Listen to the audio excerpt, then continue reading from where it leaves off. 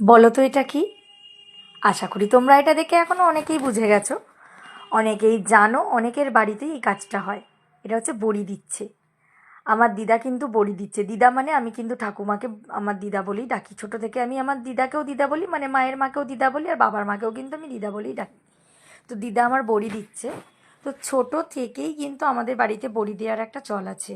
সেটা মুসুর ডাল হোক বা কড়াইয়ের ডাল হোক, আর যা যা ডালের বড়ি অ্যাকচুয়ালি হয় সেইগুলো। তো আমি বাপের বাড়ি যেদিনকে গেছি, হঠাৎ করে গিয়ে দেখি দিদা বড়ি দিচ্ছে রোদে বসে বসে। কি সুন্দর ভালো লাগছিল দেখতে। যখন ছোট ছিলাম তখনও বসে বসে দেখতাম। তখন তো আর এসব সোশ্যাল মিডিয়াও এত ছিল না, আর এত ফোনের ব্যাপারও ছিল না।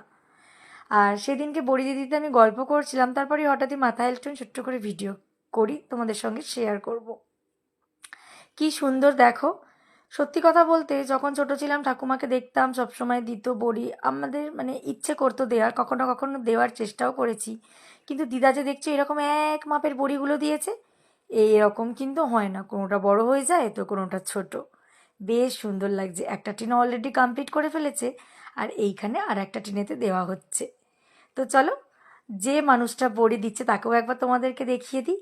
আর তোমাদের কার কার বাড়িতে এরকম বড়ি দেওয়া হয় বলো তো। আর একটা কথা, এই বড়ি কিন্তু দোকানের কেনা বড়ির থেকে অনেক সুস্বাদু হয়।